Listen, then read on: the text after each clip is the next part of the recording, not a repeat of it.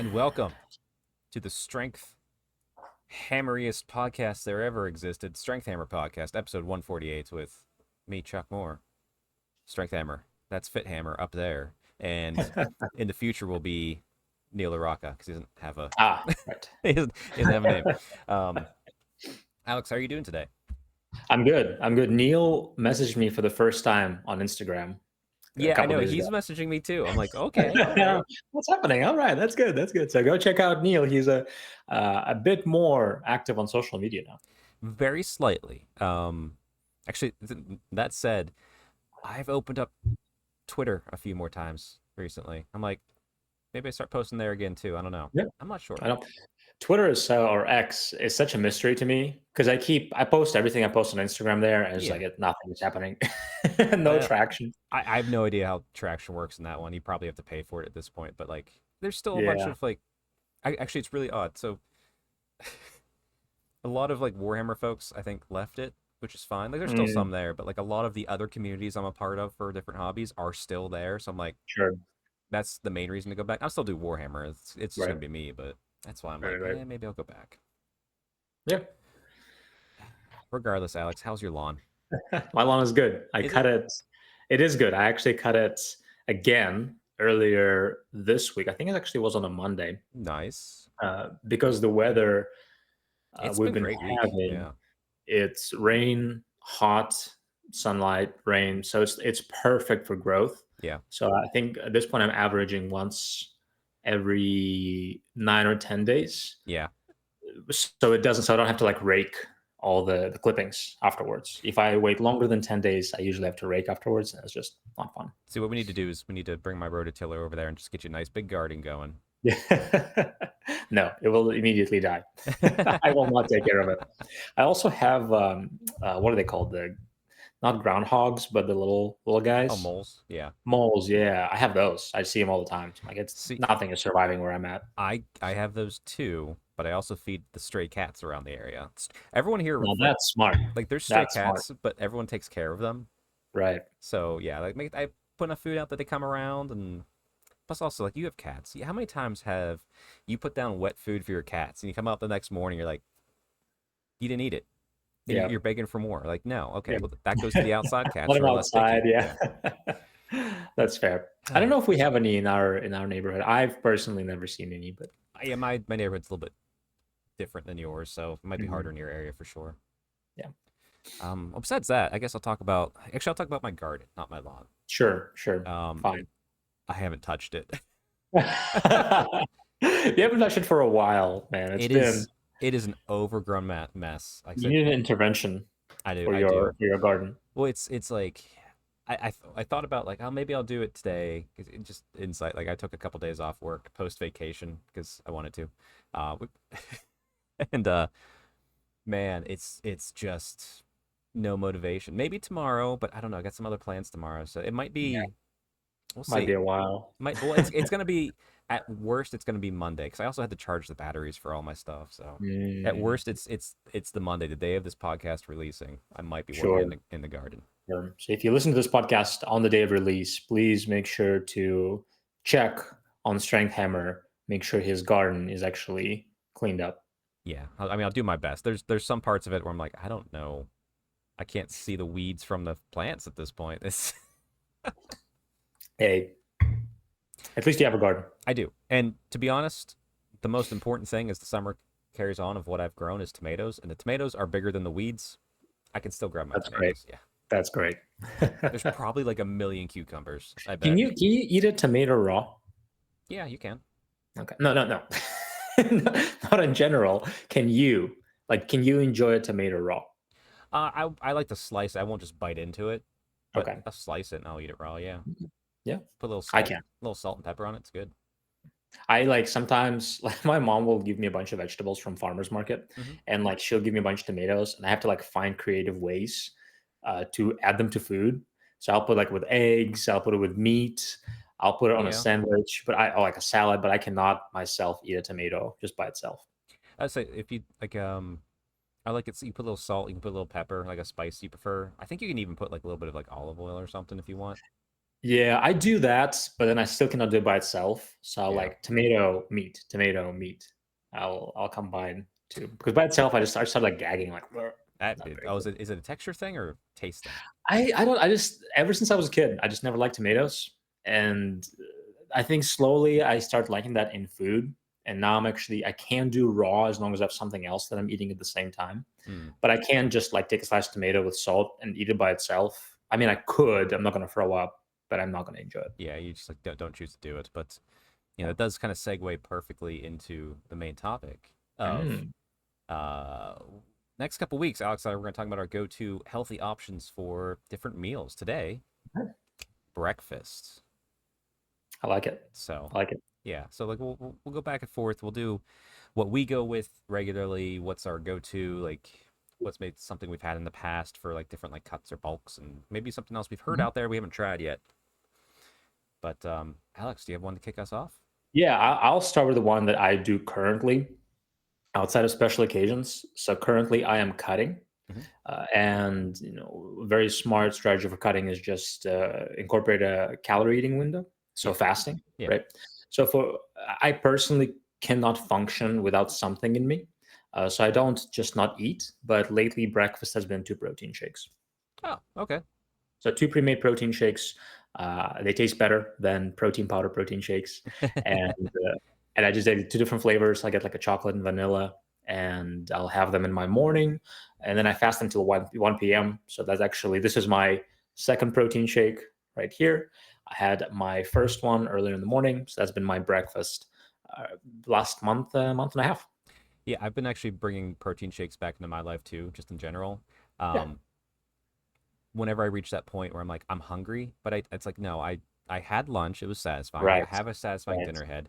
A protein shake because it won't keep me full for long, but it'll make me satisfied to fill in that right. gap. Like it's weird to call it a snack, but it's kind of that way. It is a snack. Yeah. I mean, breakfast is just what you're breaking your fast with, right? Yeah, After you sleep. So like anything could be breakfast, but that works really well for me because I mean, I do work like I actually already did yeah. a few hours of work, right? Uh, and I cannot do it hungry. I get in my head.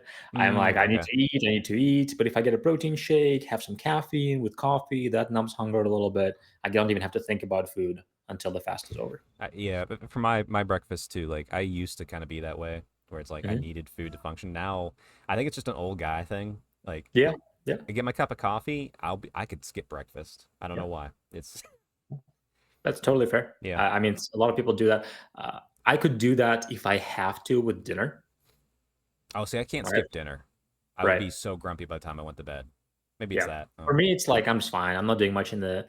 I'm thinking like I'm not doing much in the evening. I'm not going to the gym. I might just like play a video game yeah. or watch a show. Right. Read a book. So like I don't need the energy. And if I'm hungry, I just go to bed, wake up, and eat breakfast. That's fair. Yeah, I find it hard to go to bed hungry, but we'll get there when we get there. But maybe we'll do a fourth week with snacks. Let's do that. Sure, that's a good idea. Yeah. Um, for my breakfast. So my current go-to breakfast for me and the wife.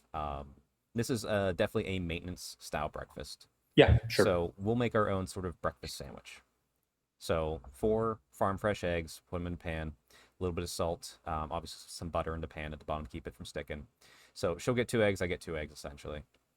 Um, Yolk and all, like no extra. Yeah. Yolk is great. Yep. Yeah. Uh, Put that in. We'll do usually some cheddar cheese, English muffin, Vegemite, and Hmm. smoked salmon, and then occasionally, if I have it, sprouts. Yeah. That's Pretty it's healthy. pretty standard. Like it's yeah, because we'll occasionally do like breakfast sausage, but the smoked salmon is a nice way to incorporate some more protein and it being Hmm. less oily and fatty and a little So that's kind of been the go-to for a while now for us. Sounds delightful. It's delicious. Yeah, it is, and it's just perfect that it fills me up to feel good, but like within an hour, I start getting that slight hunger feeling. But that means by Mhm. the time lunchtime rolls around, Sure. I'm actually hungry as opposed to just wanting to eat because it's lunchtime. So that's my current go-to. I like when I'm maintaining or when I'm bulking, I like breakfast to be heartier, right? So like what you described is not a light breakfast. It's not like No, no, it's not a light fruits breakfast. and Yeah. protein, right? I like my carbs, I like my eggs, I like my fats, because then by the time you work out, an hour and a half and then 2 hours from then, your energy is good, you Hmm. feel good, you feel full. So yeah, I like, and that's why workouts kind of suck right now because I Because don't have breakfast. you have much. Yeah. Just have protein, right? But I do like a heartier breakfast, and then lighter dinner usually. Yeah. There you go. What's another option for you? So for me, because we'll have a nice contrast to your very delicious breakfast, I'll tell you about my Russian inspired Ooh. breakfast, Okay. All right. which is going to sound very gross for most people. So, you know how you like, do you like oatmeal? Oh yeah, I love oatmeal. Yeah. Yeah. So, like, what's your favorite oatmeal flavor? Honestly, so it's a Kodiak brand I usually get, and it's the blueberry. Yeah. Yeah. So, blueberry, you put berries. Blueberries are very common, maple syrup, brown sugar, right? Yep. Those kind of flavors. In Russia, those exist and those are not uncommon. But the more common type of oatmeal you would eat would be with butter and salt. Sorry, a cough spoke on me. That actually sounds pretty good. It is very good. So Yeah. try it out. You can make it with milk even. So if you want a really Ooh. rich, instead of using water, you make it with milk. So be careful because when you're heating it, because it Yeah. might boil over Yeah. when you cook it with milk. But if you want a rich, filling oatmeal, like almost like porridge, like Yeah. Mm-hmm. savory grits, you make it with milk. Optionally, you can always make it with water. Add butter, add salt. Then, if you really want to go a full mile, add some greens like parsley or I mean, once again, sprouts. If you're a sprouter out there, yeah, that'd yeah, be add good. some of that on top, and then it's quite delightful. Uh, So I usually That's a quick question. The butter. Do you use salted or non-salted butter since you're adding more salt? it doesn't matter. Okay. I usually use whatever I have and then just add salt. Okay. Gotcha. Gotcha. Yeah. So I do that. That's my carb, and then I will have eggs. So if I'm maintaining regular eggs, if I'm cutting, I'll do more egg whites, maybe with an egg or two, and then I'll add some kind of a meat. So it might be bacon, might be turkey bacon, might be ham, and that's like my maintenance go to if I do have breakfast. Yeah. That's mostly what I would have: savory Nice. oatmeal, eggs, and some kind of a meat. That's awesome.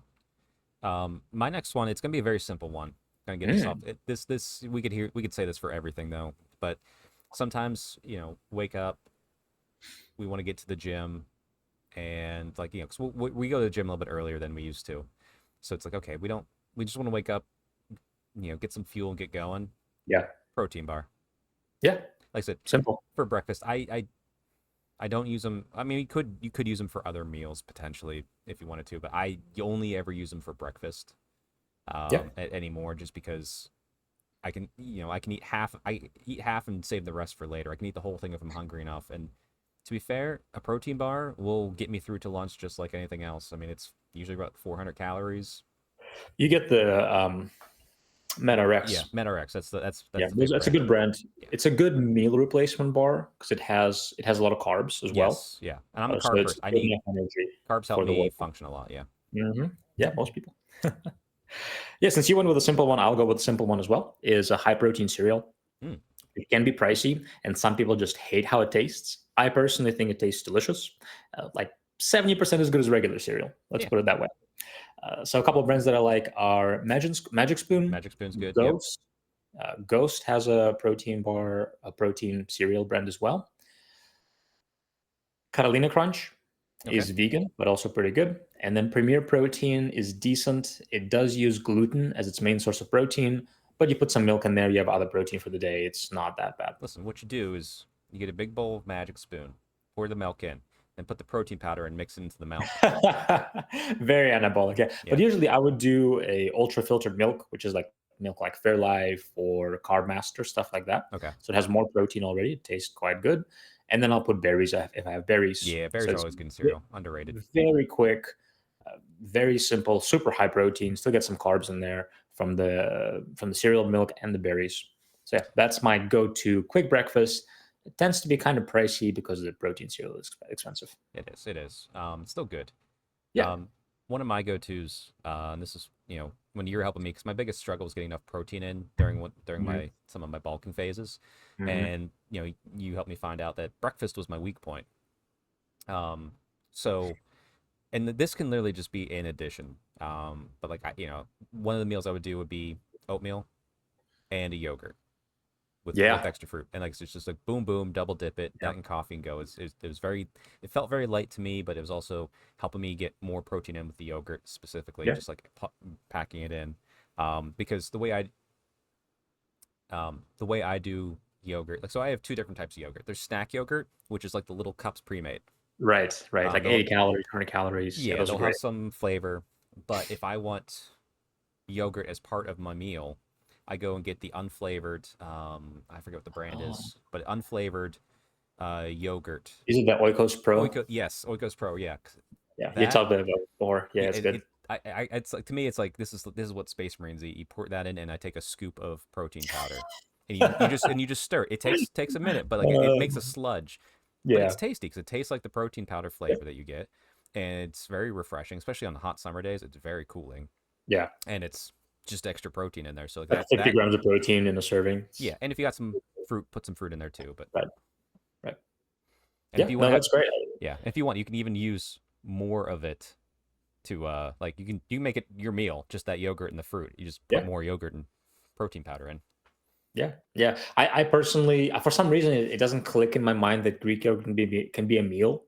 Mm-hmm. So I only have it for a snack. But yeah, why not have it for breakfast? Let's say It's really good. it's yeah. Well, it's like the snacks are the little ones with little flavors, and then the big tub that with no flavor. That's the meal Yeah, one.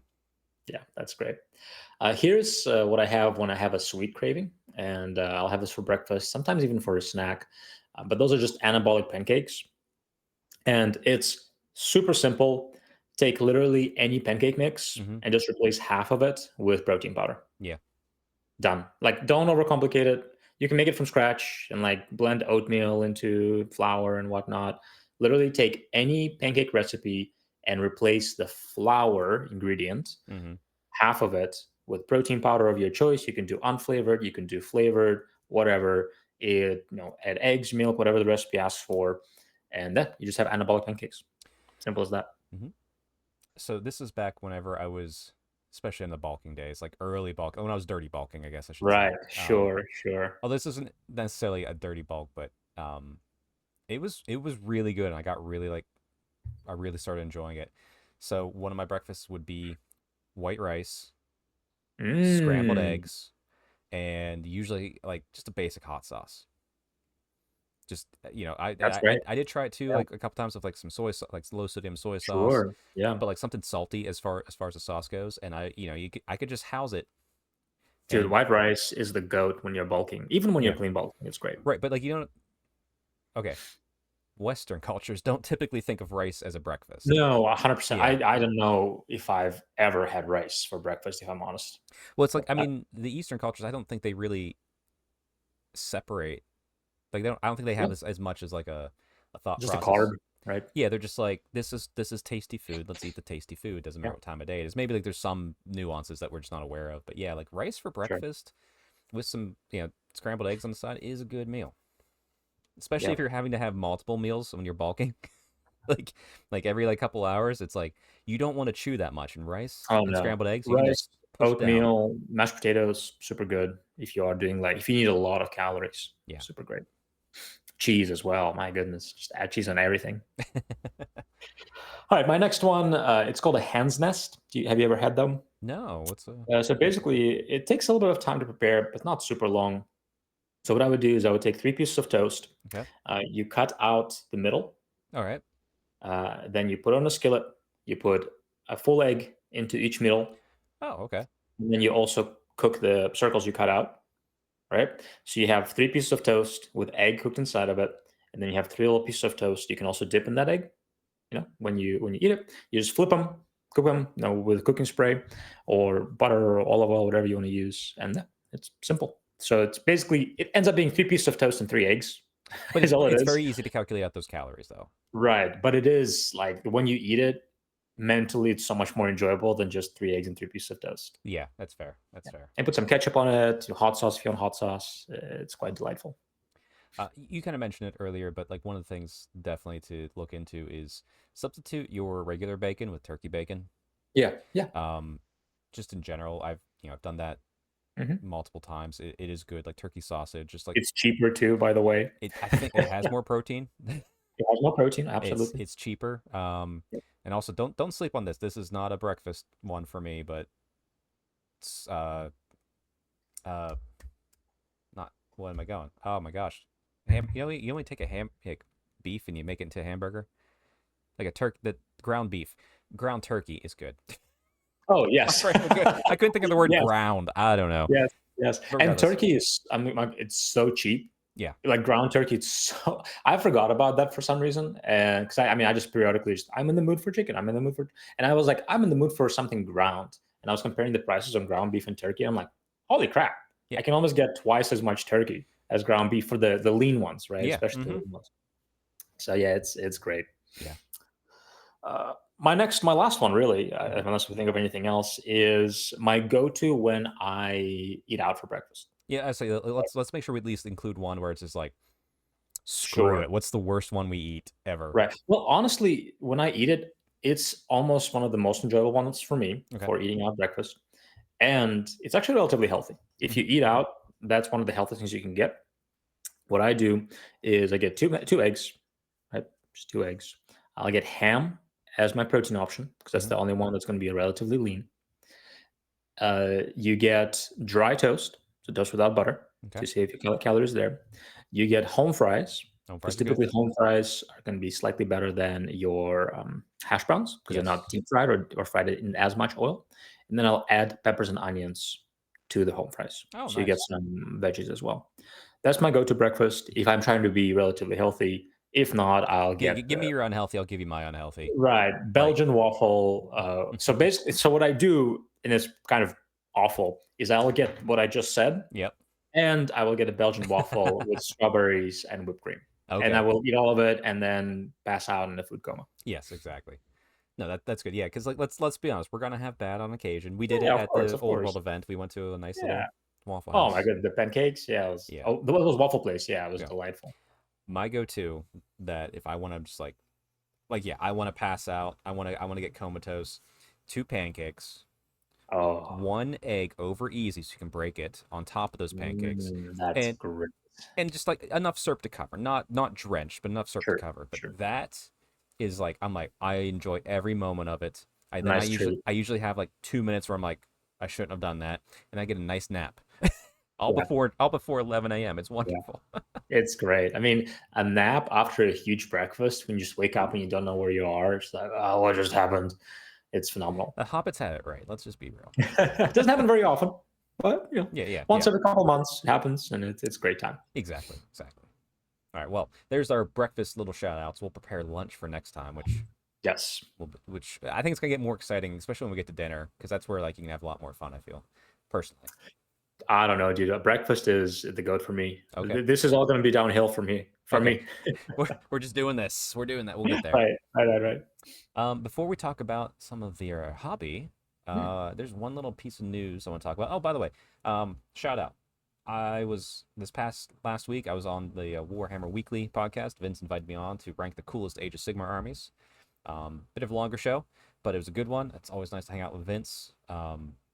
So definitely go check that out. I will link his show down below. But yeah, always great to be on. I think I'm into double digits now. Feels good. That's great. I'm sure you put Gloomspot Gets at the very top. Oh no, That's sorry. okay. That's where I um, put him. no spoilers. You weren't the No bottom. spoilers. Yeah, you weren't the bottom. I But was at the bottom. you weren't the bottom. I wanted good. Yeah, Good. no, Yes. definitely not the bottom. Yeah. But yeah, go check that out. It was a great show. And I did talk. I say this all the time. Alex is the best one to harass me for this, and he rightfully should. I want to have more guests on, and I know a lot of cool people, and they're all willing to come on. I've had guests on before, and I'm just really lazy about it. But I said, Vince, I'd like Maybe to. eventually they'll self-invite. Like, hey, can I be on your show? I'm like, oh yeah, cool. Maybe that's what you. Yeah, yeah, maybe that's what they need to do. But Vince is all down to come on. It might Mhm. probably be post Nova. I think he's got a lot of prep for Nova, and then Nash. He's got NashCon. Remember NashCon we went to? Oh yeah, yeah, Yeah, yeah. I think that's Come next on. weekend. Yeah. Um, Wow. I know. Dang, that's a fun event. NashCon is a fun event. It's just a side before we, I guess, go into the news. It's been such a weird year. Like, I agree. I let's say this. I do a lot of Warhammer compared to a lot of other people still. Yes. But compared Yes. to what I usually do, it has been so much lessened because I've had a busier work and I kind of was prepping Right. for it and I had to step away from some stuff. Boy, is it weird. Yeah. I hear you, dude. I hear you. Yeah, thankfully though, we got some events coming up here in the autumn. We So, do. We do. Yeah. but first the news. Hey, did you know, Alex, that Age of Sigmar was 10 years old? I did see that. That's pretty cool. Yeah, did you know that that happened technically July 4th? Oh yeah. Yep, that's the pre-order anniversary. That's when the announcement officially dropped. So that's our Yeah. anniversary.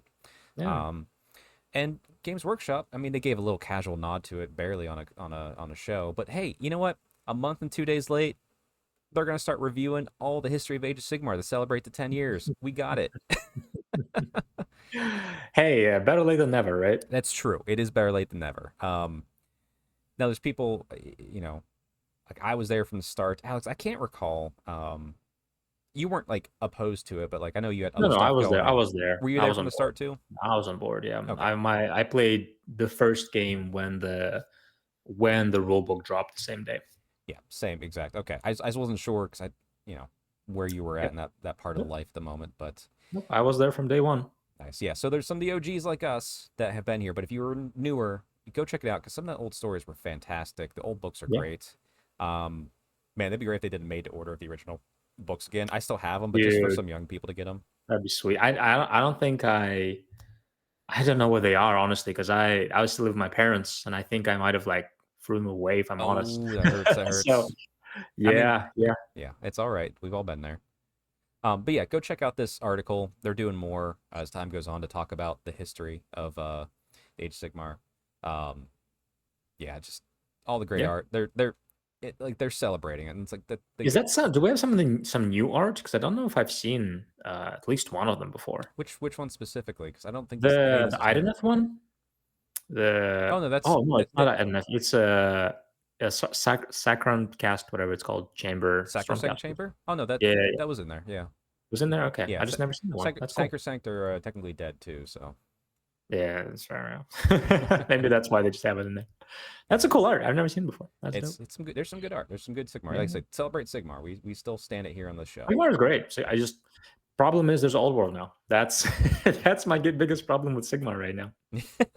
The problem is there's something Like else. I have no problems with Sigmar. It's just that there is old world. To be fair, I kind of want to get some Sigmar, and I want to just and like not serious Sigmar. I just want to put it down and play the game. I don't Right. want to do I'm secondaries. I'm very open to that. Yeah, maybe we'll do like a quick little run. Yeah. We'll see. But Thousand points. I owe our dear friend Brandon a You Horus do. Heresy You do. game for the new edition. So I got that Yep. first. Yeah. But anyway, let's check out some hobbies. So Alex, selecting a campaign. What's going on here? Yeah, yeah. It's not really hobby, but that's Oh, something fantasy related, I guess. hey, listen, it takes a lot of effort for me to not just talk about my other hobbies on here. 'Cause I'm trying to Fair keep, enough. yeah. So Fair enough. it's fantasy, it's related, it's close enough. We can allow it. I'll briefly discuss it. This is the game I mentioned in the past from my childhood, back when I was in Russia, called Heroes of Might and Magic 3. Yep. And I felt pretty accomplished because when I was a child, I did not know how to play this game. So I would always lose. And I never even progressed in a single campaign, in a single scenario. So I was happy. There's 3 campaigns in the game, right? So I was actually happy to fully finish one of the campaigns. Nice. And it felt pretty good. So I moved on to the other one yesterday. It just felt pretty good. It's a great game. If you're into retro games, Yep. it's fantastic. It's simple, but it's also like complex enough that it will take you, I don't know, probably 10 games to actually get decent at it. That's cool. Awesome. Yeah, we'll just pretend it's Warhammer if you're upset about this. All right. Just Honestly, it's not dissimilar. no, Right? I It's a mean, yeah, fantasy setting. it's It's not pretty bad. good. All right, and I see you got your cats reading Gotrek now. Yes, yes. I should have named Lion Gotrek. Honestly, I should have named them Gotrek and Felix. Now that I'm thinking about it, instead of Russ and Lion, I regret. Well, that's what happens when you're trying to appeal to your Instagram audience instead of naming them appropriately. Well, I wasn't into when I got them. I don't think I even read a single Gotrek and Felix No, you book did. You yet did. at the It's fair. time. But in hindsight, I should have named them that because Lion definitely has some of the wildness of Gotrek. But yeah, last time we talked about Giant Slayer, so I finished that. Yep. and moved on to Orc Slayer. It is a new author, right, at this point. Yep, Nathan Long is And great though. Nathan, yeah, and I was He's worried if did well how with it. he's going Yeah, to handle it, but I really am enjoying it. There's a time skip at this time. That's not really a big spoiler, yeah, and I think he uses that to his advantage to like, okay, they seem slightly different, but also this much time has passed, so some of that just makes sense. yeah. I think the only other and this isn't a spoiler. The only other time skip you're gonna see with this series outside of the Sigmar is there's a Sure, very brief one before it starts going into the end times, the final books, that makes which sense. makes Yeah, sense. Yeah, and once again, it's plays into it. It's all good. yeah, yeah. But really enjoying it. Really great books. Uh, yeah, I read before bed, start falling asleep, put it away. Nice. It's good. Yeah, great. Yeah. Um, and then some painting table stuff. What we got going on here? Yeah, yeah. So I haven't painted yet, Okay, but I painting table. finally, yes, painting table. I finally based the last of the models that I'm working on currently. So my goal, I don't know if I actually mentioned in this podcast, my goals for the 3 months that I set the hobby goal for, which we're just over a month in, is to paint a 1K of Vampire Count's army, which is primarily zombicide models, Yep. and to paint one kill team Oh, okay. for the kill team. I do actually have 2 kill teams, so I might even paint both of them if we have time, Nice. and then paint 6 zombicide heroes. Oh, okay, sure. Yeah. So I finished basing everything that I want to paint in the next month and a half, 2 months. So I'm actually hoping to prime everything today, and then we can slowly start, chipping away at it. There you go. I like it. I had a little bit. This is a little teaser because I don't want to. You, you might see one picture of this ever posted from me when it's done and painted. Sure. But a little secret project. It's blurry on purpose, everybody. It's a keeper of secrets stand-in model. Ah, I'm not gonna say where it's from. I'm not gonna say who gave it to me. I'm not gonna say anything because it might be a little close to something it shouldn't be. Anyway, um, but yeah, I'm actually excited to paint that because I can't remember what all we talked about in the last podcast, but coming back from vacation, my drive just went boo. yeah, Like I'm sure. I don't know if it was like realized like not realizing, but like okay, maybe I'm burned out. Sure. Maybe it's what, but like I came back and my Grand Cathay was on my desk, like ready to go, all primed, built, like boom, love it. And I'm just like I just don't have the urge. Yeah, I hear you. So I took it off, put it away for a little bit. Well, I put it here to the next to me, Sure. like in my queue, I guess. I'll talk about the one thing I did paint over with Neil, and I did get something else in. So I got a small backlog, not bad, Yeah.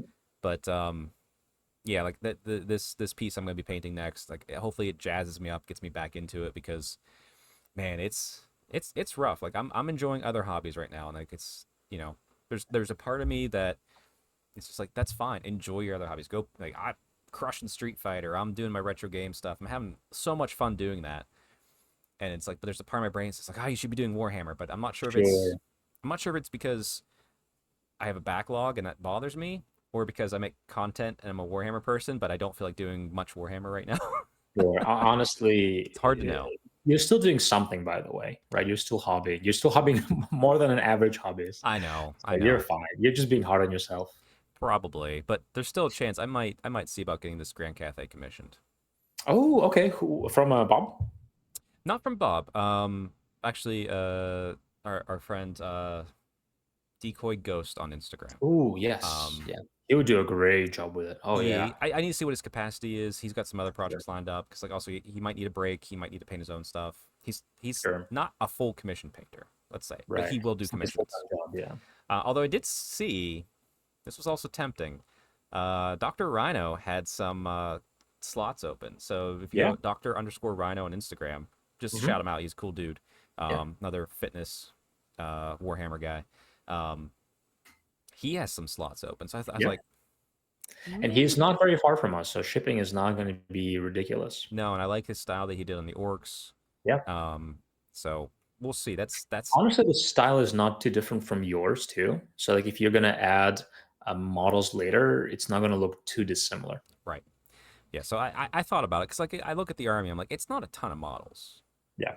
but like Yeah. it's detailed models. So we'll see. But well, yeah. And if you're watching Doctor Rhino, I might be reaching out if you have those slots still available. If not, Yeah. no worries. I don't know what I'm doing yet. I'm You can waffling. always check what his pricing is, right? Because like if it's I'm sure reasonable, why not? it's very fair. I have It no is doubt. I have reasonable, no by the doubt way, it's but very fair. Like right, right, right. to be fair, anytime I've gotten something commissioned, it's like, yeah, you sure you're charging me enough? Like every time I feel like that. Sure, sure. But regardless, um, yeah, that's it. I mean, I got some more hobby, but we'll talk about that over with Neil whenever we record with him. So Alex, anything you want to mention before we go?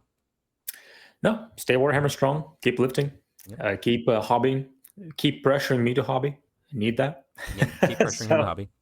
I am hobbying actually tomorrow with a friend from UK. So hopefully Oh, nice. I'll actually get some. Actually, it's a great reason to prime models and actually start painting. Yeah, hey, it's a good day to prime. It's a good day to prime Yeah, too. yeah. Because I mean, let's all be honest. I mean, it's August. We need to start prepping our winter projects and get them primed. Yeah, that's very true. I do have a basement where I can prime like a handful of models, Hmm. but I cannot prime an army in there. Yeah. Well, I don't know why. It's a blessing. It's like we're all born with different like perks and buffs. Hmm. This drives Matt Big M nuts because he can't prime on the most perfect of days and it come out Yeah, right. yeah, I hear that. I have literally primed outside while it was snowing and in the negatives. Perfect. That's hilarious. Well, yeah, that's hilarious. Like I primed in the rain. It's like that actually looks okay. That is ridiculous. It That was is only terrain. I wasn't gonna risk much, but I was like, it was rain. I'm like, screw it. sure, I'm like, oh, sure. it's fine. Okay. Dude, a bad prime with that grainy freaking texture, I hate it. And then I hate it. I know.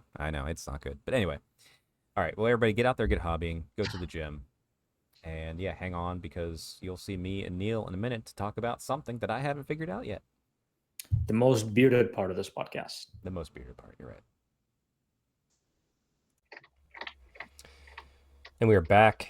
It's me and Neil. We're both very sleepy, but we're both in good spirits on a Saturday morning as we bring you the second half of the Strength Hammer podcast with lots of coffee to go. Neil, how are you? I'm doing well. Doing well on a Saturday morning. Starting to wake up a little bit.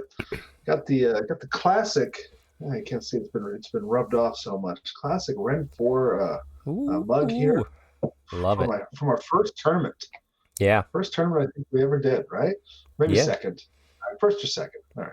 It's still it's the early days. I still have that mug. It's still a solid mug. Can't go wrong. Mine's not fully rubbed off yet either. Oh really? You Yeah. must be doing it by hand then, because I have been. Yeah.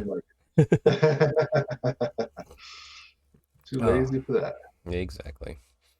Well, pleasantries out of the way to begin. Everybody, just a F warning, FYI warning, whatever. I don't know. I'm sleepy.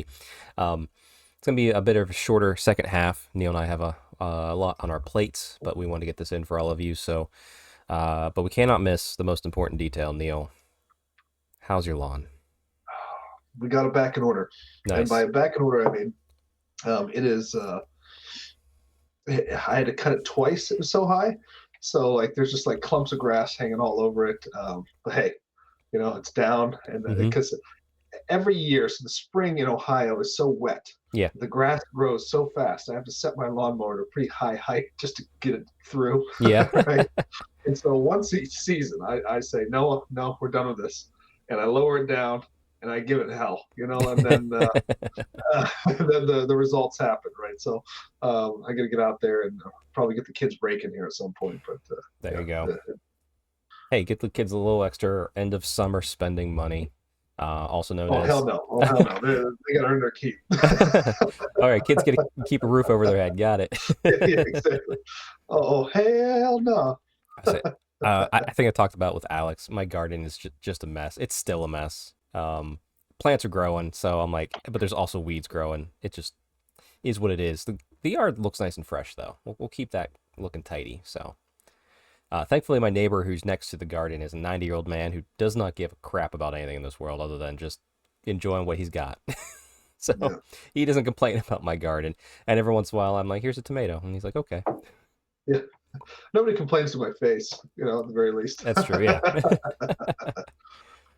But with that out of the way, there is a little bit of hobby. One piece of news before we dive into the topic today, which is Neil wrote another pack, everybody. which is a great thing. I actually haven't had a chance to read it because he released it yesterday while I was out and about with some of the Warhammer Club. But let's talk about the hobby we got going on. Where is it? Boom. So it's Big M. That's Neil. That's a Warhammer table. Mm-hmm. What happened here? I almost forgot that this happened during this week.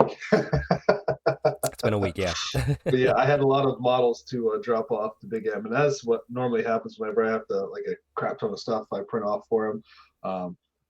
For one of his models, I just didn't print, I guess, a bunch of stuff, so I got to go back and print a bunch of stuff for him, and then somehow get it to him before our event, so that he can paint it up. So I guess we might have to be stopping out there again for another Warhammer game. But sounds good. I'm gonna sum this one up real quick. Matt played dwarves. I played my high elves, and this was a rematch of our Brew Brawl. Different lists, of course. Right. But yeah, we were using basically all the objectives. All the we're using baggage carts, and we did a special what do they call it? A special terrain piece or whatever. Oh yeah, special terrain feature. Yeah. The terrain feature. That's what it is. Yeah, so I got the victory there. Basically, mostly by really paying a lot of attention to all those objectives. So otherwise, I think I still win. But it was close. It would have been a lot closer than what it was otherwise. So yeah, it was fun seeing literally every type of match play secondary on the board at once. mm-hmm. But I think even you said like that's too much for one game. Well, I got news for you. Oh no! Okay, all right. It was fun to show up, hang out, and watch that game though. I liked it. Plus, hey, I got a cool model, mysteriously that day too. So we'll keep it at that. You guys have seen a blurry picture of it.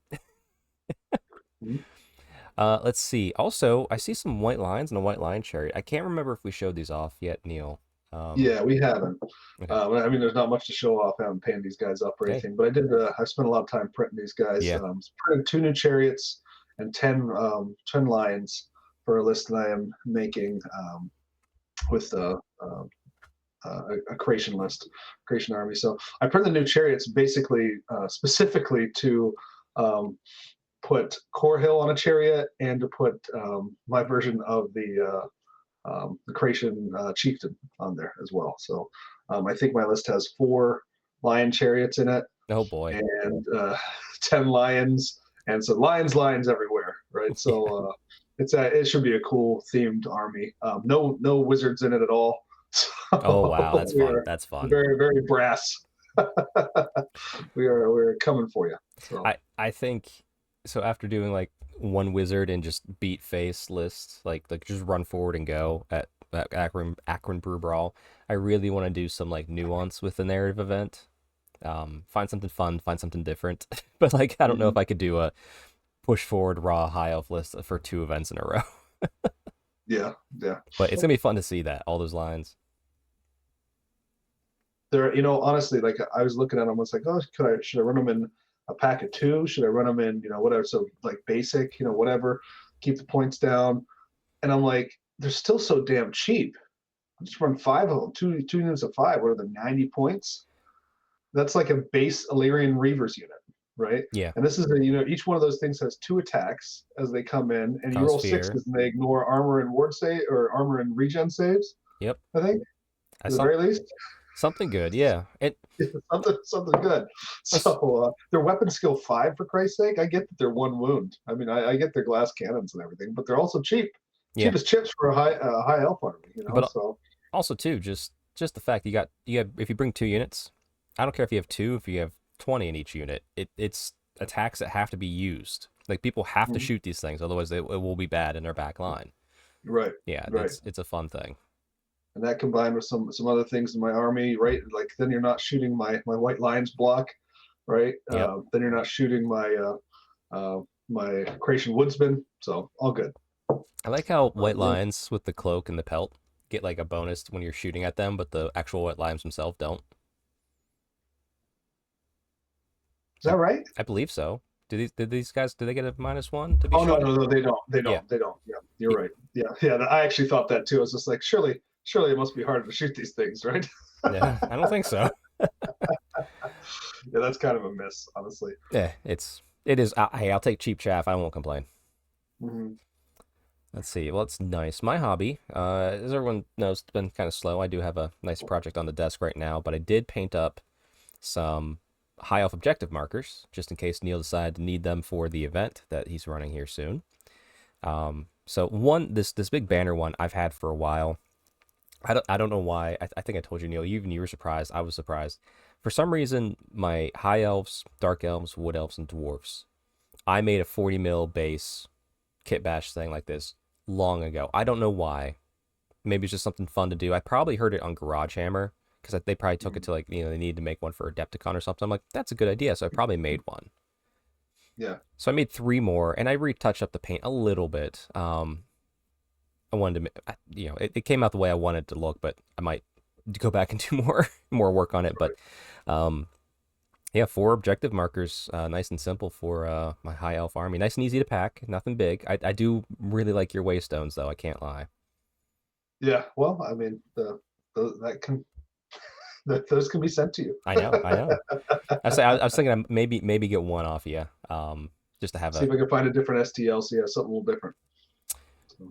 Oh, she really like those. Actually, you know what? Man, no, it won't work.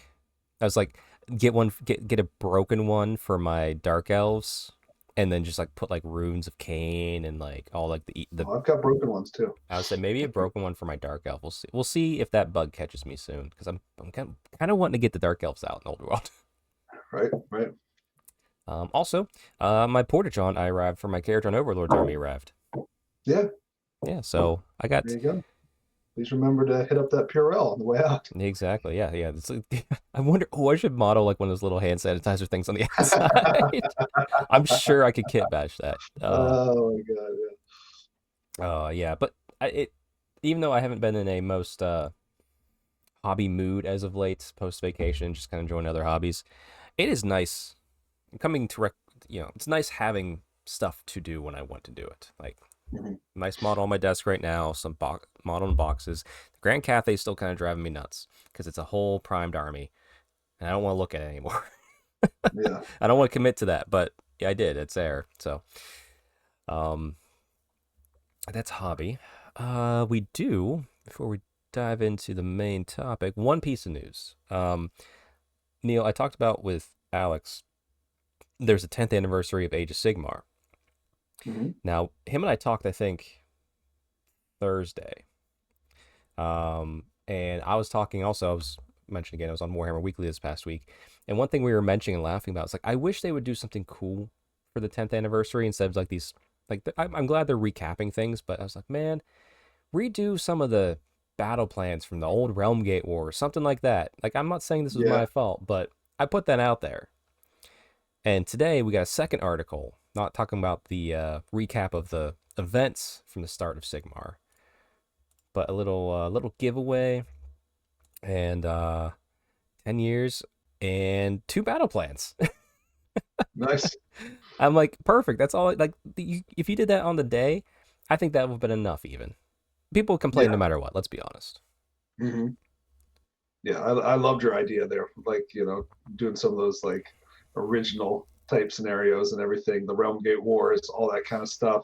That actually it warmed my heart to just even think of those things. Yes. Mm-hmm. I spent many an hour poring over those books.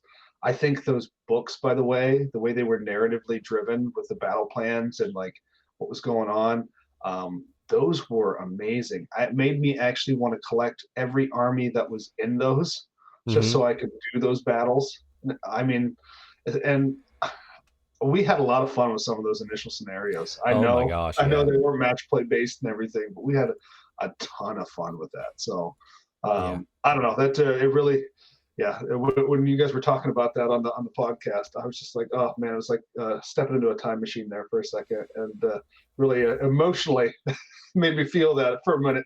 So. I know. I still know where there's my stack of books. I see exactly where all my original books are, and it's just like, man, I want to get them back out on the shelf again, not just in the the stack of like old books, but Yeah.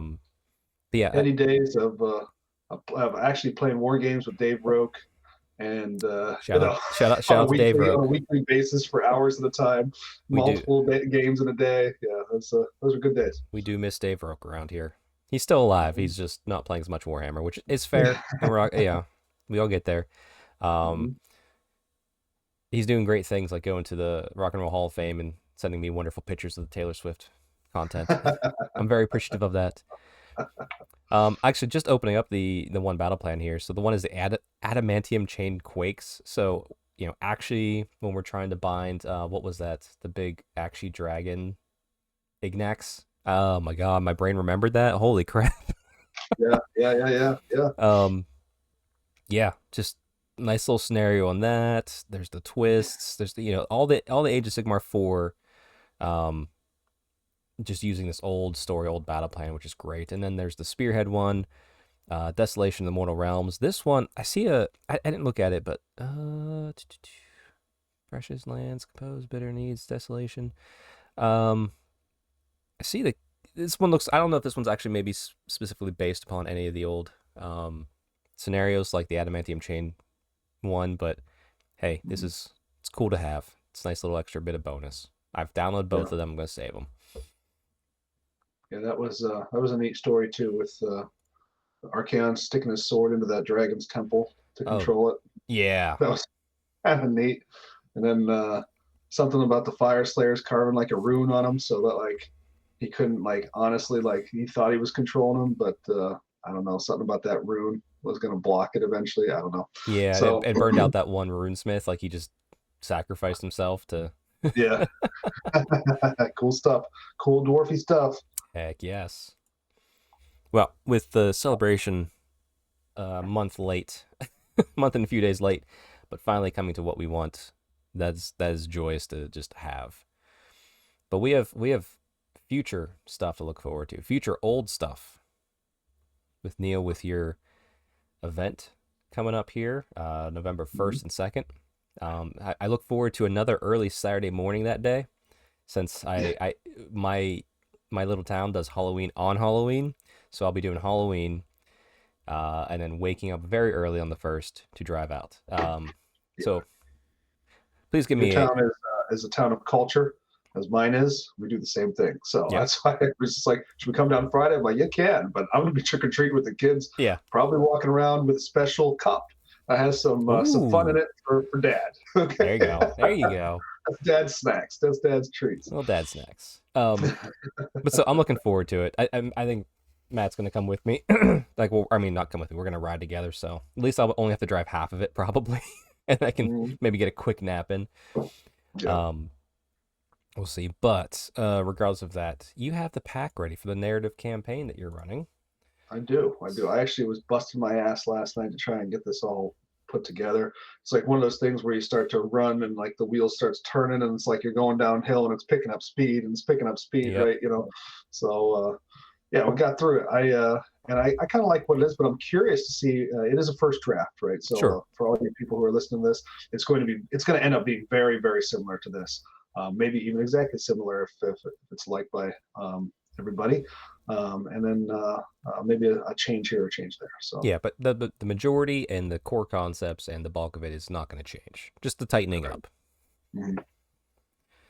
Gotcha. So so this will be November 1st and 2nd, so you can see here, Kent State University. There is a link. I'll put the link once again below in case you're in the tri-state area of Western PA, Eastern Ohio, especially Northeastern Ohio, to come and join us. I assume how many tickets are left, Neil? I haven't looked. I know that there's room for 20, so I know we're not at capacity yet. So there's still plenty of space, I believe. Yeah, maybe today I'll remind everybody, hey, make sure you're all signed up in this chat if you want to sign up for our little group chat amongst the I've been starting to put out since I finished this. I started putting out in Discord chats around here, nice. Advertising and everything. So get your boys in, get them in quick. So I was worried. I was immediately yep, just buy it. Let's go. All right, so we got a 2-day narrative event. check in 8 a.m. to 9 a.m. gaming hall. Oh, man, so I'm waking up. Oh, I'm waking up at 5. Okay. At least. All right. I can check you guys in ahead of time. I know. Yeah, I will message you like, hey, I'm coming in. Game 1's 9, so I'll be there at least 15 minutes before. Remember, this is narrative, right? So we're not going to take any of this stuff, any of these timetables too terribly seriously. True. Okay. Yeah. The only tight timetable is Game 5 typically. Right. All right. So it looks like 3-hour rounds. That's pretty nice. And there's a reason for that. I kind of flip back and forth on that, but 3-hour rounds I think are going to be, with all the new rules and stuff. Maybe people haven't touched some of this stuff. I think that's going to be the right amount of time. Nice. 45-minute breaks is pretty nice, actually. That's perfect. I like it. Okay, so let's look at the rules. What people care about, not the time of day and when I have to wake up to go. Yeah. All right. So do you want to run through the event rules for us, Neil, please? Yeah, we got a 20-player event. We're going to be doing a 2,000 point army list. I had already decided on this a couple months ago. If it was me doing it right now, it would be more than 2,000 points. Okay. I was thinking to myself, and we've talked about this, I think, the last couple of weeks, about like kind of starting to push up the amount of points. I would love to see, I would love to see 1,000 point cap on heroes, regardless of the amount of points you're playing. Sure. And then because of the way a lot of the objectives work, where you need core units, I'd like to see, at least I'd like to see 2,400, 2,500 points being played. I think that will make capturing the objectives a little bit more fun. I think you're going to have a little bit more of that. Some of these objectives you have to control at the end of the game with a core unit. That's kind of hard to do. Yeah. Because they might be DED. Okay. Yep. If you don't have a lot of them, especially if you're a high elf army, right? I mean, that can be kind of challenging. Yeah, I'm probably going to control, let's say I could control 3 at best, and that's if I somehow keep my Reavers alive. Yeah. So it's, so that for future events, just keep that in mind. Keep painting. I have to add a painting requirement in this as well. So it's there won't be a painting requirement, but that will be the way that you are eligible for prize support and stuff like that. It's having a fully painted army. So it's narrative events. It's all really about the look of it and the feel of it, right? Yep. So we want to encourage that as much as we can. So you guys still got 2 months. Get the paint brushes out. Get rolling. So you'll see me doing that over the next couple of weeks of the podcast as well. Because if I have to play, I will be the ringer. And I want my stuff painted up too. You'll see me. By example, right, Chuck? I'll say, yeah, you'll see me leisurely painting other random stuff because I don't need any more high elves right now. And the only high elves I have coming are those made to orders, which I'll get after your event. Yeah. So the rest of this stuff is kind of standard. So lists can be chosen from legacies. We're going to allow legacy armies. We're going to allow the Renegades pack version 1.5 for sure. You can use either or. Just let the opponent across from you know what you're doing. Yep. Again, it's not going to be as crunchy as match play. So just go through your army with the other player. Lists will use grand melee and combined arms restrictions. Love that. So presented in the Warhammer, the Old World match play guide. We're going to use a lot of stuff from the match play guide, even though we're not playing match play. There's going to be a heavy dose of match play guide in this, because honestly, I think the match play guide is very narrative. Yeah, so, I think match play guide. I think that was like a forced name because everything has to have a match play guide. But yeah, it's a play guide. It's not a match play guide, really. You can use it for match play and it still helps. But yeah, I'm with you. So each player will need to bring objective markers, so it's a good thing yours done already, as well as a model representing a baggage train as presented in the Warhammer the Old World Match Play Guide. So get your hobby hat on and put together some baggage trains, people. All right. 60 by 100. Players will notify the TO at check-in. So you're going to have what's called a narrative goal. So this is where you choose. You choose your army's what their objective is, what their goal is. Okay. Okay. Are they so this is called Battle in the Border Princes. So we're going to be in the Border Princes. There's going to be, the armies are showing up there. Why they're showing up is up to you. Okay. You figure out why they're showing up, So when they show up, what are you? Are you a defender, right? Are you like an ally of somebody there trying to defend the lands from incursions? Are you an occupier? Are you an enemy army that's trying to establish a beachhead in the area? Are you trying to take land from other people, right? Are you a destroyer? Are you like a chaos army that's coming through and just trying to lay waste to everything that you can see? Are you a beastman army that's trying to do the same thing, right? Orcs and goblins, that I see those as kind of destroyer type armies. Yep. Are you a raider? Is the goal to invade and deprive the territory of his riches? Riches could take the forms of whatever you think the riches are, right? Weapons, food, people taken as captives, like in case of like dark elves and things like that. If you're coming into the shores, for that reason. So, and then based on these type of things, so you're going to choose one of these. It will affect how you play your games. Yeah, and what I like too is like you leave it open. Like I could be a destroyer as a high elf player because I'm just like, no, this is my land. These stupid humans are on there, and I'm just a petty high elf noble that wants it back. So I'm just killing wantonly. Like it still works. Yeah, absolutely. However you can develop your narrative, and we want you to develop a narrative for this. Go ahead, but use that as kind of like a guide. Yep. So event rules continued. Opponent selections. You may grudge each other. So, and you can grudge each other in any round you like. Is that the John DeCoulis rule? John DeCoulis rule. Yeah, that's what I should probably put. You should call it that. Johnny Boy rule. I love it. Yeah, I love it. And so, but outside of that, there's not going to be like a Swedish pairing system or anything like that.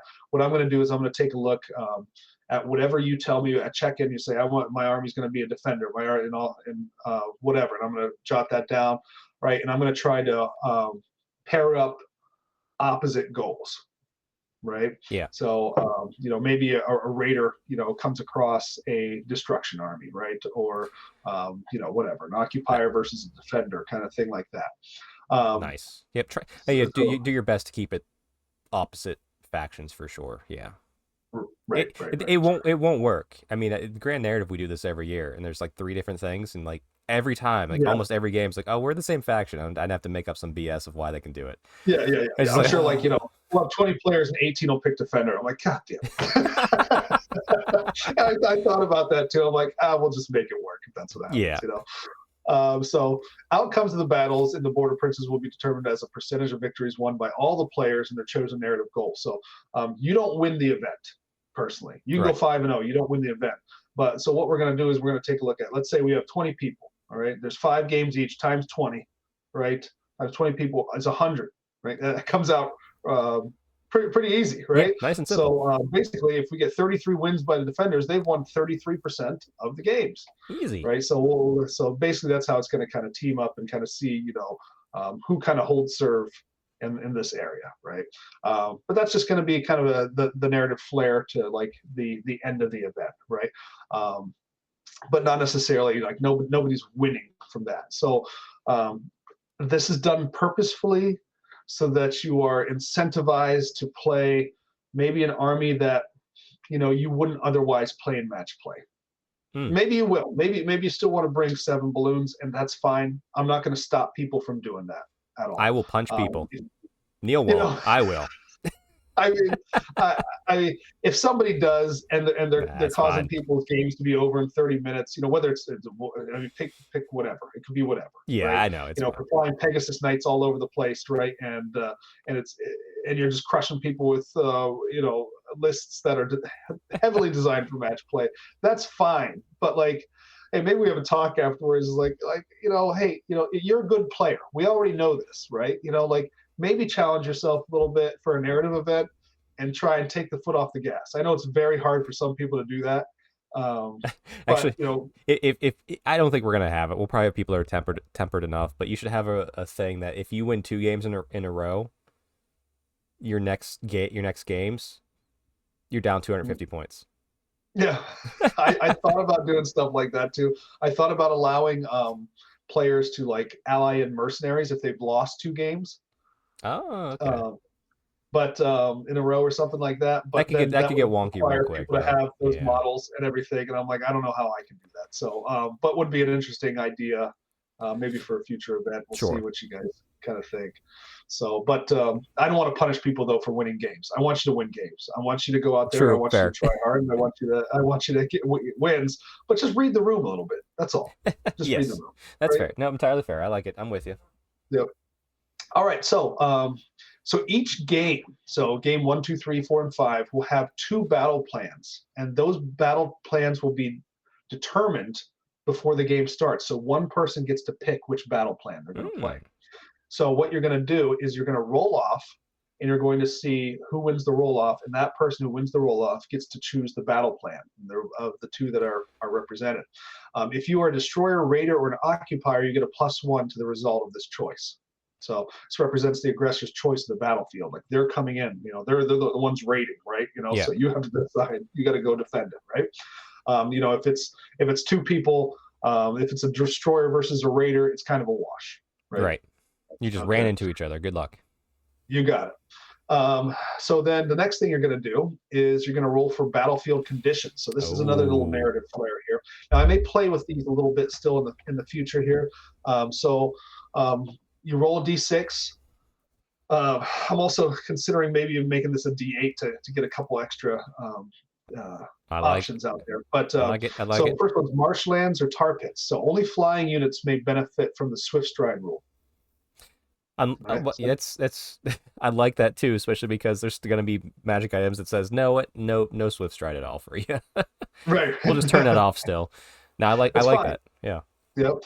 So number 2 is fog. So all ranged weapons, including war machines, have their range decreased by half. Now I'm going to add a little thing in here that says like so that half range counts as, so you're always going to be counting as shooting at short range once you're in range. It's not like, so I've got a short bow that's 18 inches. Now that goes down to 9. So then to get short range, I need, 4.5, right? That's not how it's going to be. You're going to be at short range, Gotcha. right there. So it's just reducing overall your vision sight. So that's kind of like a little bit of, not a little bit, a big ass nerf to shooting weapons if you roll that. Heavy rain, not too bad. Infantry and cavalry reduce their leadership by 1 to a minimum of 1. So I like heavy rain a lot because it's like it'd just be miserable. Mm-hmm. I'm trying to think. How could you like black? Man, nah, that'd be too hard. Just to affect like black like cannons and like guns and stuff like that. That's too much. I'm like. Oh yeah. Honestly, that's actually.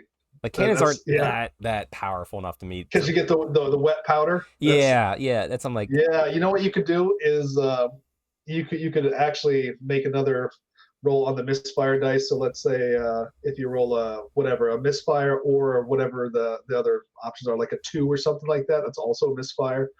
You could do something like that, but yeah, really ruins people's days that way. It's like it would, but I'm just trying to think like are they that powerful to warrant that? I don't know, but still that'd be a fun thing to see. Anyway, roll a dice. If you roll a 1, you can't fire. Oh, ouch. That could be a thing. So next one's a gale. So like a storm's rolling in, heavy winds, whatever. So roll a d3 +1. Flying models have their fly movement decreased by that many inches.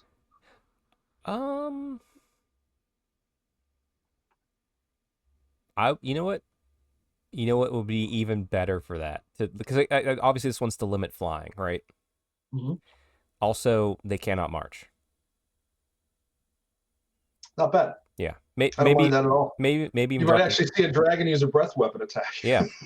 I was saying maybe not D3 +1, just a straight D3, but you cannot march. That actually just you cannot march might be that could be enough even just to make it interesting. That could be enough. Yeah. Yep. All right. Dawn and dusk. All right. So the battle's taking place in the early morning hours, or just before night kind of comes in during podcast recording hours. Out. Right. Yes. It's the podcast hours. We'll call it. In parentheses, podcast hours. Ambushing units gain a +1 or -1 to their roll to enter the battlefield. Now I know some ambushing units in some armies already have this rule. I was going to put in there that this does not stack. I removed it. Yeah, no, I think that's fair. So we're gonna let it stack. All right. So if you're ambushing, just poorly, go nuts. You're gonna get to choose when these guys come in. I want them to come in, right? Let's see here. And then last, Winds of Magic Surge. So add +1 to all casting rolls. So now you're we're back up to like +3s for for archmage type units and stuff like that, or lord level casters. So, Can I make another just wild off the cuff? Like I'm like my brain's doing the narrative working like yours, and I'm not trying to supersede your pack. I just like throwing out my ideas too for you. sure. Winds of Magic Surge, miscast on double ones and double twos, or even double threes possibly. Just like increase the miscast just a little bit, not a lot, not like every double. That'd be too much, but Yeah, or what we do is we say all casts have to be rolled with 3 rolls. Pick the 2 highest. Double ones get miscasts, right? So everything's a power basically a scroll. power scroll. Oh, that's actually I like that. Oh, that's gonna hurt, but that'll be fun. So choose wisely. Yeah. Hey, like I said, I just want to throw out ideas because I love all these so far. All right. So now we're on. So that's the narrative flare that's going to be happening on the battlefield. Kind of sets the battlefield.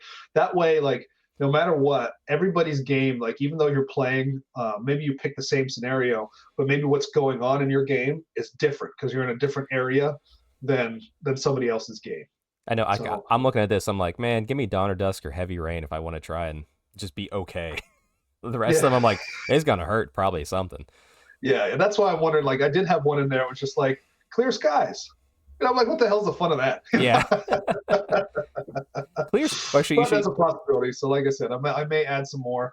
I don't know how many people have D8s and stuff. So it's like if I do a D8, then I gotta have a bunch of D8s to have people roll. True. Which should be fine. Hey, or you make up 12 and you do 2d6. Right. That's the other way to go. That's a lot. That's a lot. All right. So let's do. So terrain setup should be placed. Terrain setup should be placed to make a narratively interesting battlefield for both players. Okay. We're not going to get into this bullshit about like scatter the terrain of like all this different stuff. Make an interesting battlefield, people. Yeah. This isn't match play. Okay. I don't need the battlefield to be like you get a hill, I get a hill, you get a forest, I get a forest. Make something interesting. Mm-hmm. Okay, it doesn't matter. You do not, or if that's what you guys want, then do it. You know, don't put everything on the edges. Okay, you're do something that looks like an interesting battlefield to play against. You know, I mean, if you want to have a boring or weird game, that's on you guys. Okay? Yeah. But I'm not going to police that. You guys do your thing there. So again, it does not have to be evenly distributed. Nice. So you could have all the hills on your side. That'll make for an interesting game. All right. Each table will have terrain placed on it. A minimum of 6 pieces of terrain will be used in each game. Players with armies that deploy a terrain feature must bring their own terrain feature with them. So if you bring in a creation army that gets a woods, or wood elf, please bring a woods with you. Okay. If you don't have a woods with you, you don't get your special piece of terrain. Entirely fair. Much. Make sure it's painted. Okay. If you don't have your herdstone, I'm sorry, you don't have your herdstone. Yep. There we go. The defender may place 2 pieces of terrain prior to any other non-defender player. So well, you just made every dwarf player the defender. Yeah, pretty much. Yeah. That's fine. That's fitting. Right? It's fitting. And if they want to take 2 hills right off the bat and be like pop, I don't even know how many hills we're going to have available for each table, but there you go. They get the hills, right? You should just randomly I'm not sure if we're gonna have like themed tables as far as like terrain matching mats and stuff, but like just between rounds, you just walk around, just mix up random things. Like, hey, it's changing. Yeah. If I see something ridiculous. Yeah. Like why do you have all the hills on this table? Like, no, we're done with that.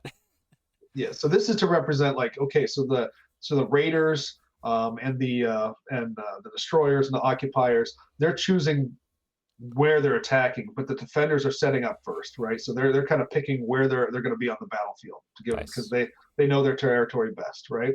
Yep. So you're going to set up baggage trains, objective markers, following terrain setup, deploy armies as stated in the Warhammer, the Old World match play guide, or whatever scenario that you're using.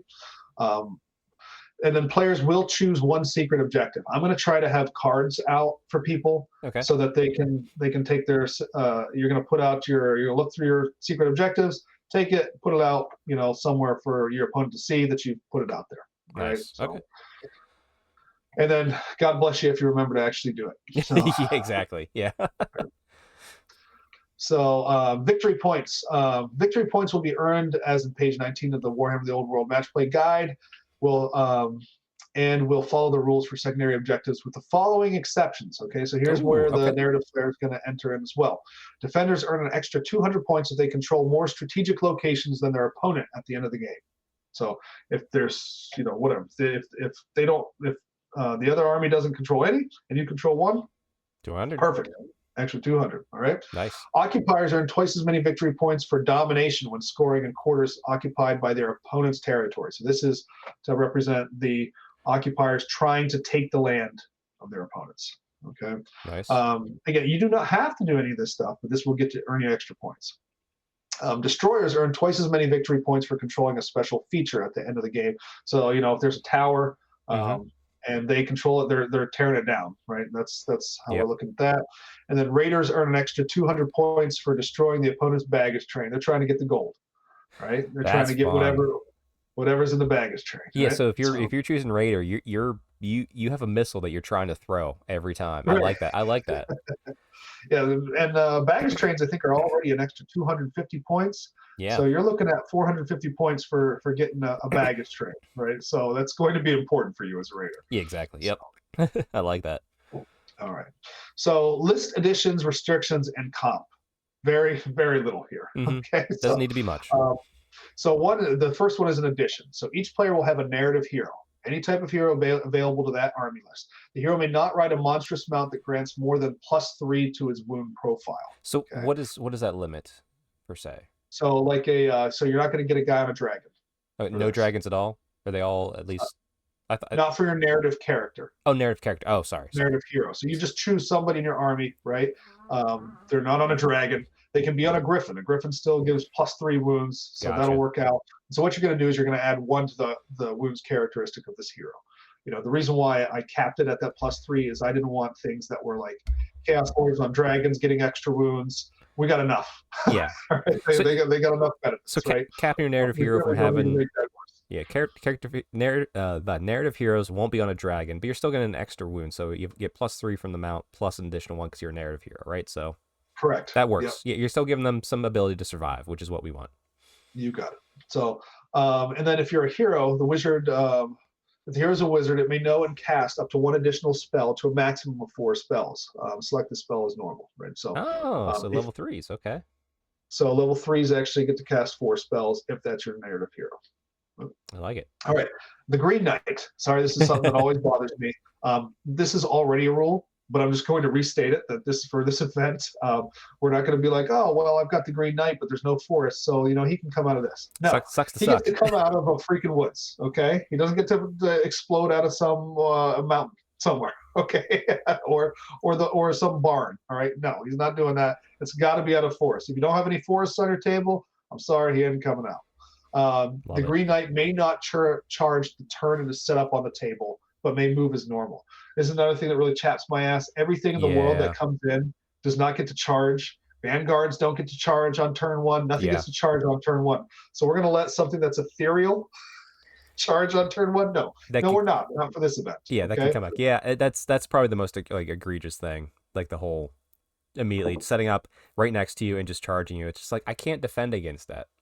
Unless I have a huge skirmish squad, which is like, ugh. And by the way, you may not be able to defend against it either. It just takes an extra turn from the charge it. Yes, true. Yeah, yeah. Doesn't mean you can kill it. You're right. I think that's people are going to be like, oh, well, this kills the Green Knight. I don't think it does. I just think it makes it a realistic unit to play and balances it out a little bit. Yeah. Temper it like it needs. It needs a little tempering. Yeah. So, all right, the narrative. It was a season of war. Armies from across the continents descended on the lands of the border princes en masse. Each army was drawn to this location for a reason known only to themselves. Some say the ambitions of each army were part of a grand scheme, perhaps a plot of the dark gods. Others said it was merely ambition and chance that caused the warring parties to meet.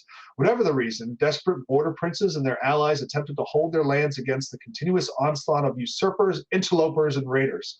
How does the story end? Now that is for you to decide. So players are encouraged to write a short narrative for why their army has found its way to the border princes. I am excited to write some more Terathi lore. There we go. Hey, just for fun, let's Nope, that's the Daughters of Cain one. There's the High Elf Terathi. Look at her right there. And just for fun, boom, here's Taylor Swift concert picture. Anyway, back to Neil. All right, so so now we get into games. All right, so day one, game scenarios, game one. So a lot of these, so each one of these match play battles tells you which secondary objectives that you should use. Okay. So we would stick to the ones that were that it allowed, and then we're also using some of the battle plans, the traditional ones out of the rule book, to which I added objectives to. Nice. So you'll see some objectives are in one type of scenario and left out of another scenario. So you have to choose which game you want to do. Now, if you're a destroyer, right, or you're an occupier, and you want domination, but domination isn't in that location, you win the roll, you're probably going to choose that one that has domination. Right. Right. Yeah. So, but if you lose it, you know, with a +1, you can still very much lose.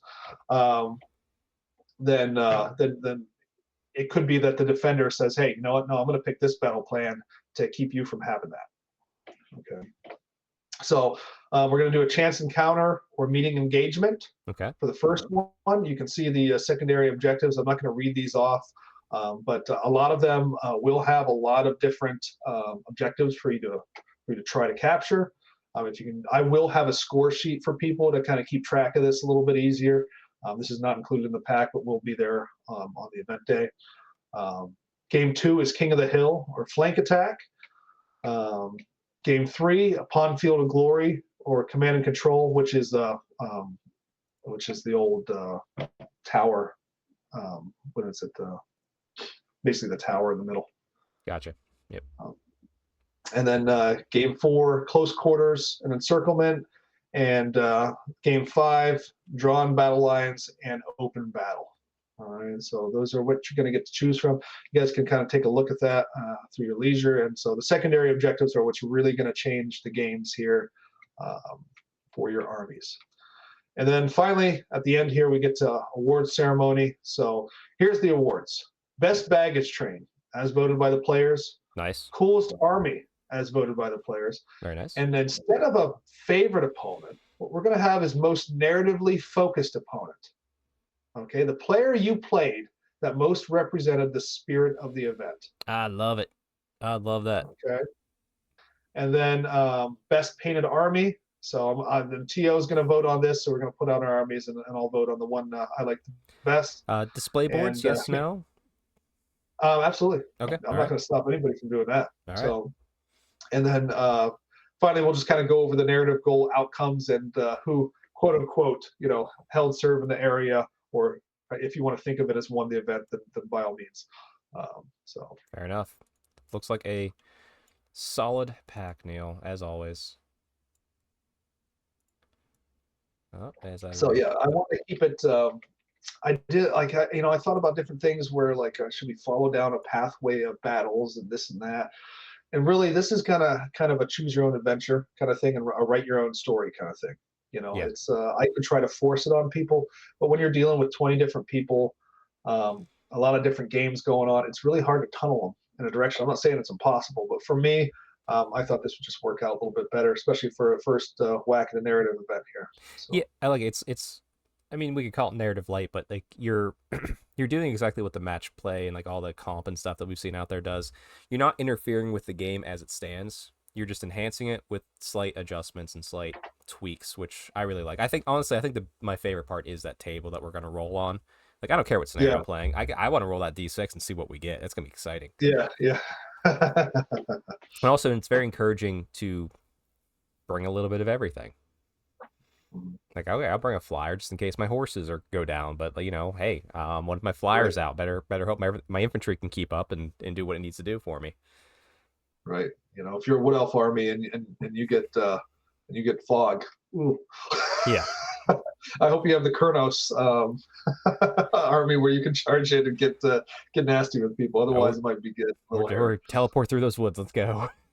Yeah. No, get them in. It looks good. I'm excited for the event. I'm looking at that. I'm like, man, really kick myself more for not really telling more of a story with my baggage train. I was like, maybe make another one. Yeah. I mean, hopefully it does encourage people to really think about that and really kind of put something together, because those things are going to get put out and displayed, and there's a chance of victory, chance of going home with a little award, a little plaque. So Yeah, little tiny fun. I like it. No, it's fun. It's simple. At worst, everybody's going there and gonna have 5 fun games. That's 100%. Yep. But yeah, I look forward to the full final pack. I know that that's not gonna change that much, but yeah. Then I guess we'll probably talk about this event in the upcoming as Neil preps for it as we get closer, and then obviously we'll do the nice recap episode after that. Yeah, maybe that'll be a longer one. We'll bring in Big M since he's going. Alex will be there, and then we'll have you at the end to just kind of give us a recap from the TO level. Yeah. The other thing I want to do with this is like keep it to a level 2 where, like, if you saw this and you're like, hey, you played an event and like, hey, that was actually a lot of fun, that it's easy to just kind of do a similar thing in your games, like fun games, pickup games, whatever. Mhm. You could roll on this table. You could do this kind of stuff, and it's all set out for you, and just easy to put together. Yeah. Once Neil, we'll talk about it. We'll mention this again in like the news in a future episode when Neil's like, this is the final version of the pack. We'll put a link so people can grab it and use it and have fun with it at your home games. Yep. But with that, we do have to wrap it up. As I said, a little shorter show today. But Neil, thanks for getting that done so we could go through it. That's fun. Yeah. Yeah. I hope everybody enjoys. Yes. Well, everyone out there, sign up, people. Yeah, sign up. The link to the event will be down below. And by the way, make sure you have to buy the event ticket and then the overall event ticket, and then the specific game tickets are free. You then have to go in and buy that, just as an FYI. Yep. Nice and simple. Cool. I guess we'll catch you guys all next time, and hopefully there's some fun news to talk about, because we're going through that lean period of Old World, but we'll figure it out. We can talk about High Elves again for another 6 months. How about that? let's please do. Yeah. All right, sounds good. See you guys later.